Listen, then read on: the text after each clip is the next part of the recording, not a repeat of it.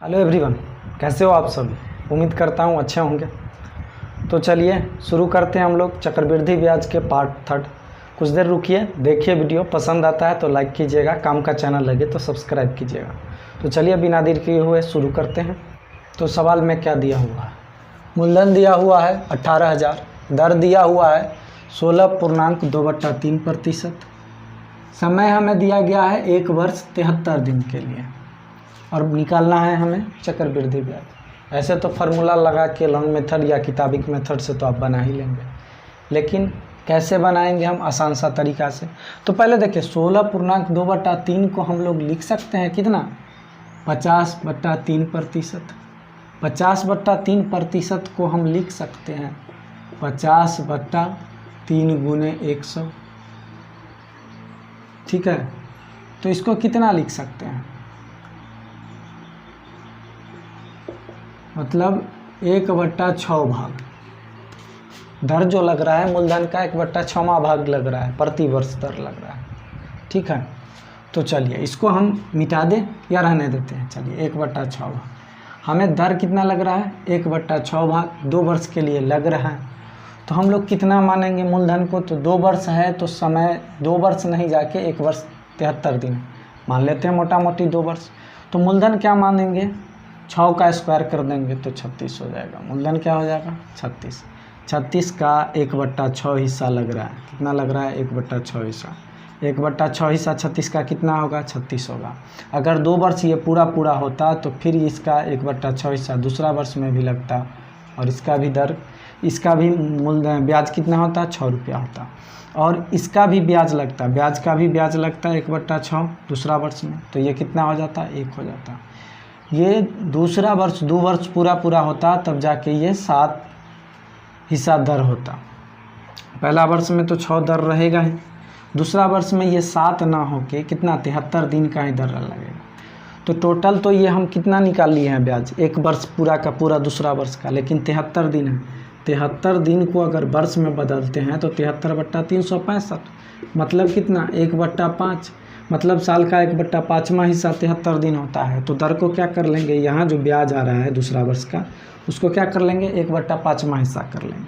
अब 1/5वां हिस्सा 7 का करेंगे तो कितना आ जाएगा 1.4 आ जाएगा। 14×5 = 70 होता है, तो 1.4 हो गया। तो यहाँ दूसरा वर्ष में ब्याज कितना आया 1.4 आया। पहला वर्ष में ब्याज कितना हुआ 6 रुपया हुआ। तो 6 + 1.4 बराबर कितना 7.4 हो गया। कितना हो गया, इतना हो गया। सो क्या हो गया, ब्याज हो गया। ब्याज का यूनिट आया, क्या आया, ब्याज का यूनिट आया। ब्याज का यूनिट कितना आया 7. ब्याज का यूनिट आया 7.4। अब ब्याज 7.4 है, लेकिन हमारा क्या यूनिट दिया हुआ है, मूलधन दिया हुआ है कितना 18,000। मूलधन का यूनिट कितना माने 36 माने हैं। तो 36 यूनिट बराबर हमारा कितना है 18,000 है। 36 यूनिट बराबर, तो 1 यूनिट बराबर कितना हो जाएगा, 1 यूनिट बराबर हो जाएगा 18,000/36, मतलब कितना 500। 1 यूनिट 500 का है तो 7.4 यूनिट कितना होगा, हमारा ब्याज क्या है CI कितना है 7.4 निकाले हैं। तो 7.4 जो है 1 यूनिट का मान है, तो 500 यूनिट है चक्रवृद्धि ब्याज। तो 7.4 गुने 500, अगर 500 से इसको गुना करते हैं तो कितना हो जाएगा, ये 5 × 20, 7 × 5 = 35, 2 3700 रुपया चक्रवृद्धि ब्याज हो जाएगा 18,000 का 2 वर्षों के लिए 16.2/3%। अगर 1 वर्ष 73 दिन का है तो ऐसे हम लोग सवाल को बनाएंगे। अगर नहीं समझ में आता है तो एक बार और इस वीडियो को देखिए, समझ में आ जाएगा, या मेरे पीछे जो भी वीडियो बने हैं उसको देख लीजिएगा, ज़्यादा बेहतर समझ में आएगा। और लगातार मेरा क्लास पर बने रहे, ऐसे ही शॉर्टकट में बनाना मैं सिखाता रहूँगा। चलते हैं अगले सवाल पे। तो अगला सवाल क्या कहता है, देखिए मूलधन हमें पता नहीं है, दर हमें 15% दिया हुआ है, समय कितना दिया हुआ है 1 वर्ष 6 महीना के लिए, और दर जो है वार्षिक है, और CI हमें दिया हुआ है चक्रवृद्धि ब्याज 9 रुपया 45 पैसा। तो हम कैसे मूलधन ज्ञात करें, ठीक वैसे ही लगाएंगे। दर को हम लोग कितना लिख सकते हैं, इसको लिख सकते हैं 3/20। कैसे लिख सकते हैं आपको पता ही है, 15% है तो 15/100 काटेंगे 5 से तो 3/20 हो जाएगा। चलिए 3/20 है, मान लेते हैं 1 वर्ष से अधिक है तो 2 वर्षों के लिए मानेंगे, तो 2 वर्ष 20 का स्क्वायर कितना हो जाएगा 400, तो मूलधन कितना हो जाएगा 400 यूनिट। मूलधन कितना हो जाएगा 400 यूनिट। और 400 यूनिट का पहला वर्ष में कितना लगता है 3/20। अब 3/20 हिस्सा कितना हो जाएगा, 3/20 हिस्सा 400 का हो जाएगा 60।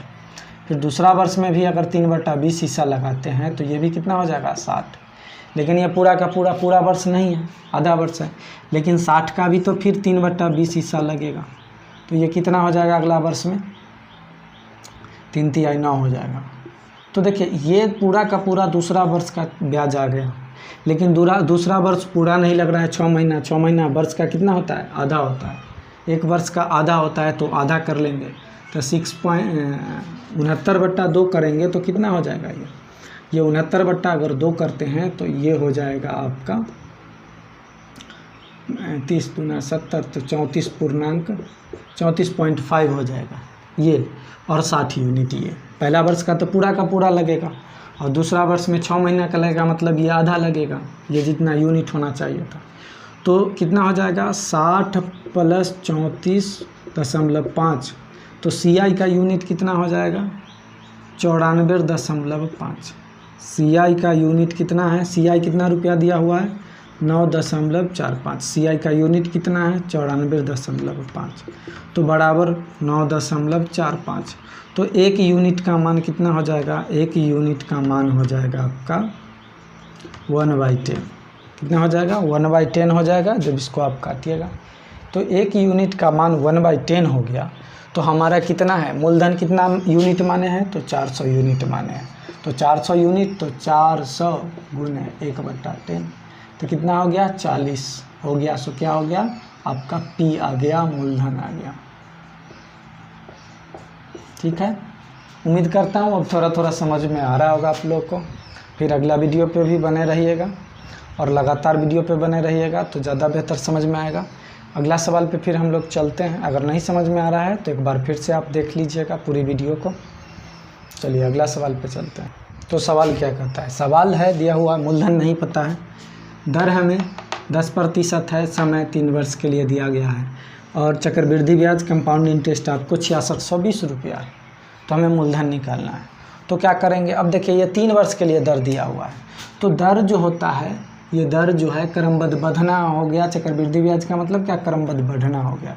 तो पहला वीडियो में मैंने इसका बेसिक में बताया था कि 10% का मतलब अपने आप का किसी भी चीज़ का 1/10वां हिस्सा होता है 10%। तो ये 3 वर्ष के लिए लगेगा 10 हिस्सा, तो मतलब 10 का क्यू कितना हो जाएगा, 10 का क्यू जो हो जाएगा 1000 होता है।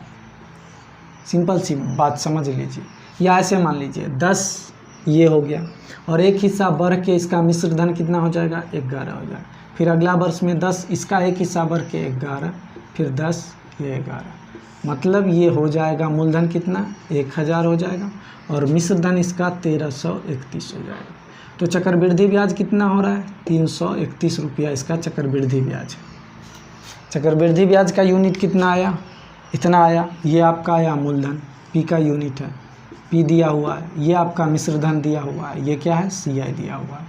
तो CI बराबर कितना दिया हुआ है 6620 दिया हुआ है। तो 331 यूनिट बराबर आपका दिया हुआ है 6620।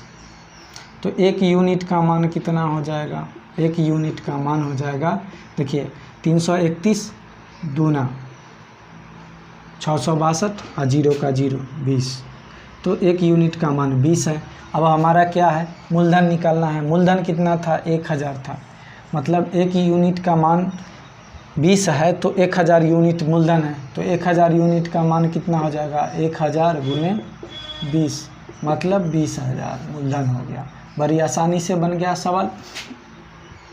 सवाल है मूलधन हमें ज्ञात करना है। दर दिया हुआ है 15%, समय 3 वर्ष के लिए, और CI और SI का अंतर जो है 1701 रुपया है। मतलब चक्रवृद्धि ब्याज और साधारण ब्याज का अंतर जो है 1701 रुपया है। दर आपका 15% दिया हुआ है, समय 3 वर्ष दिया हुआ है, मूलधन हमें ज्ञात करना है, आप हमें बना के कमेंट बॉक्स में हमें कमेंट करना, बन जाए तो, नहीं बने तो अगला वीडियो में बने रहिएगा, अगला वीडियो में मैं इसका सॉल्यूशन करा दूंगा। तो उम्मीद करता हूँ आपको ये वीडियो पसंद आया है, पसंद आया तो लाइक कीजिएगा, जो लोग चैनल को सब्सक्राइब नहीं किए हो सब्सक्राइब कर देना और अपने दोस्तों के पास शेयर भी कर देना।